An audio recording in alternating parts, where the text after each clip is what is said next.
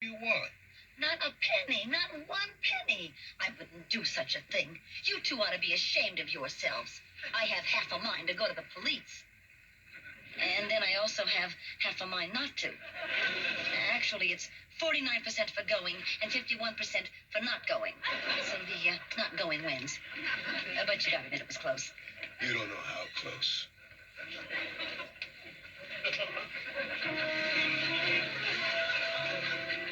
Do you know what it does to me here to know that you were thrown defenseless into a car with two hoods? Oh, Donald, it wasn't that terrible. A little pat, maybe. A pat?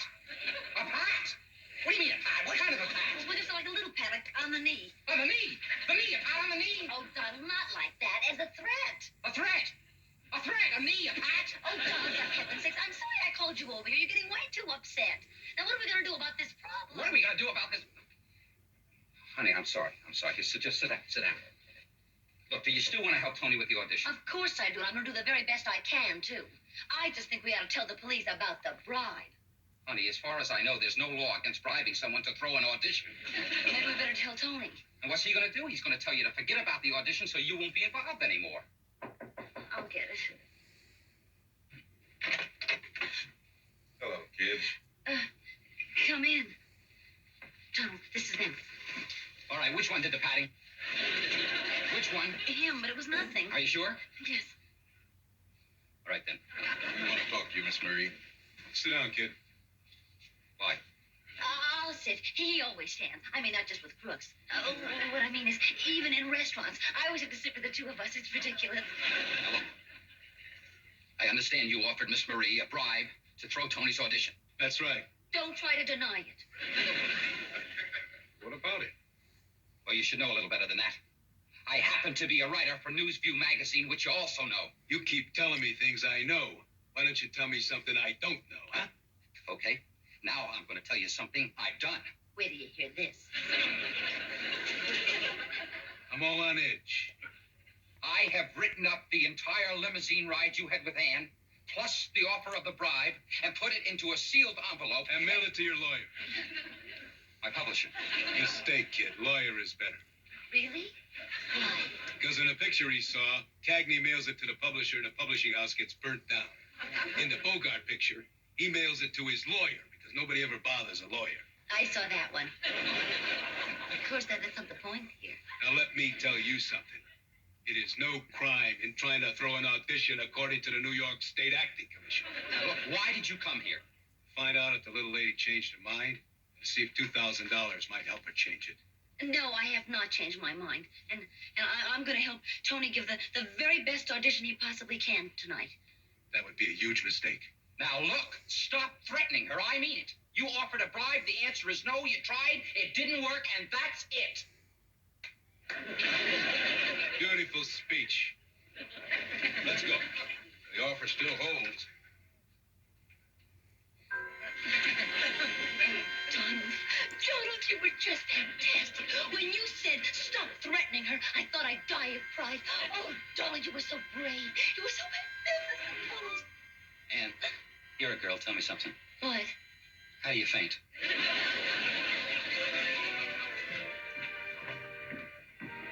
All right, students, we are about to begin. Will you kindly take your seats? Quickly, please. Quickly.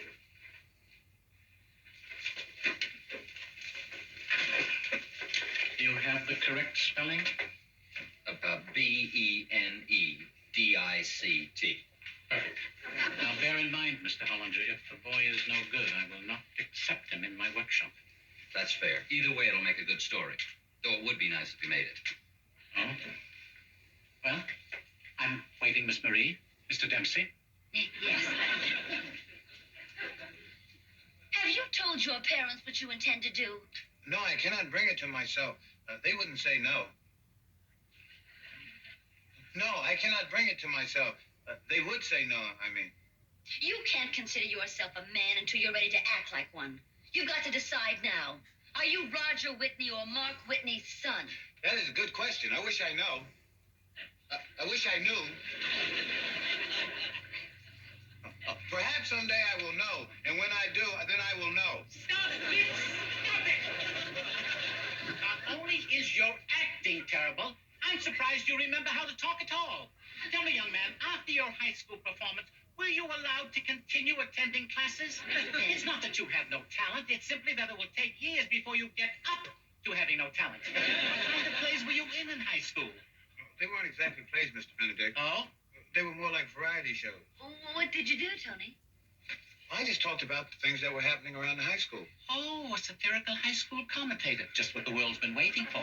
Oh, Mr. Benedict. All right, Mr. Vaudeville, let's hear some of your mirth-provoking monologue. Well, I couldn't do that.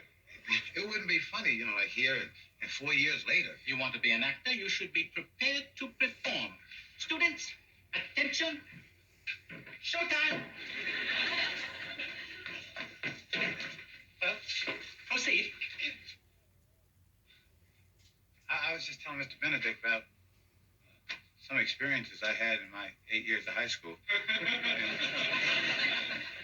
You learn things that aren't really helpful. Like, for instance, we learned Washington crossed the Delaware to fight the Hessians. Now, how's that going to help me in a brick fight in Central Park? Think about it. You know, we spent a whole semester, 6 months, learning about pilgrims. Huh? Pilgrims came to Plymouth Rock, and the Indians were there to meet them. Where are the pilgrims? I never met a pilgrim. Anybody ever walk up to you and say, "Hi there, I'm a pilgrim"? Where do we put the pilgrim? We know where we got the Indians. You think we keeping the pilgrims the same place we keep the Hessians? But I don't know a single Hessian either. You'd be surprised. The War of 1812. Think about this now. This is the only war they've ever had that had no name. The War of 1812. That's no name for a war. They had the Revolutionary War. What was that about? A revolution. We had the Civil War. What was that about? A civil. What was the War of 1812 about? You don't know. Nobody knows and nobody ever knew. Hey, maybe that's the war where the Pilgrims and the Hessians wiped each other out.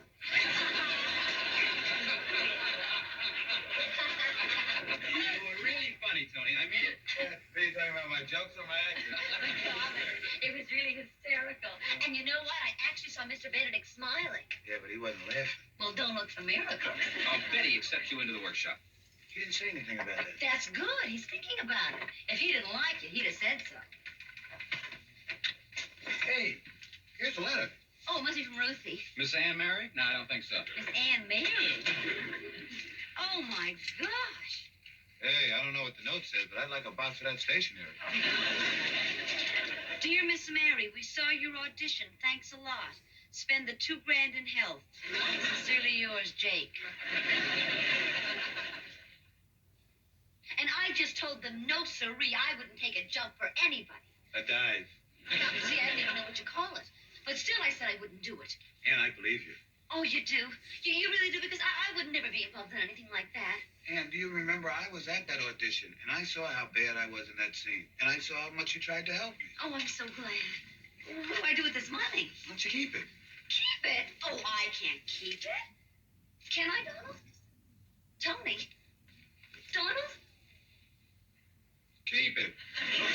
Kid, you're going to have to excuse me. Really, I'm going home and go to bed.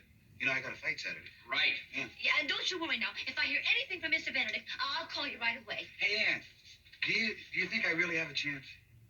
If cross fingers are any help, you've got a good chance. Good luck. Night. Night.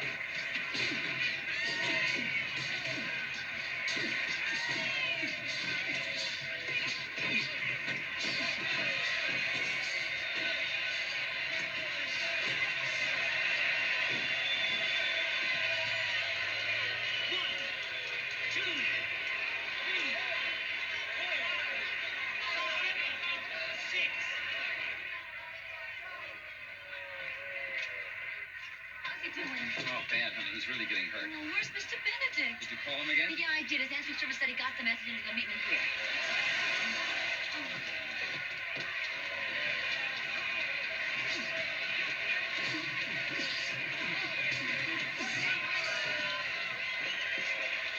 It's awful. It's really awful. Why is Tony so bad? Too much on his mind, and he doesn't have a manager either. Why, what happened to Dale? Tony fired. Miss Marie! Oh, Mr. Benedict! Are you all right? Yes, I'm fine. From your message, I was under the impression that you were on your deathbed. No, it's about... Before you begin, let me warn you, it had better be important. I had to pay to get in here. It is important.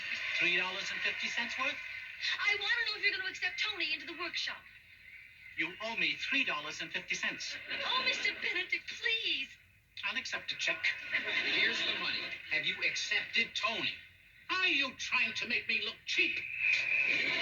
Have you? I have not decided. Oh, my gosh, come on.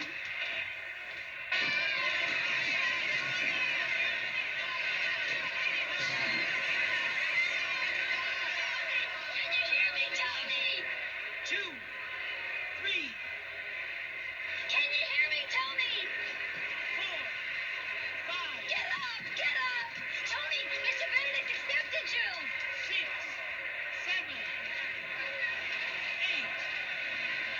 9. Get him, Tony!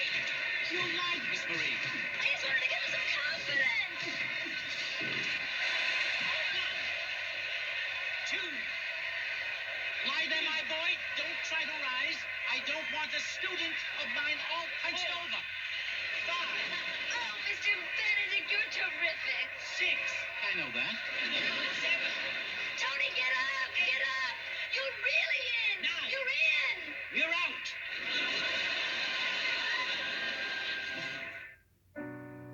Say something, I'm giving up on you.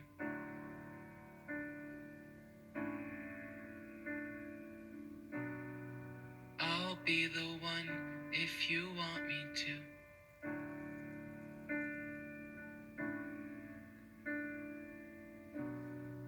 Anywhere I would have followed you.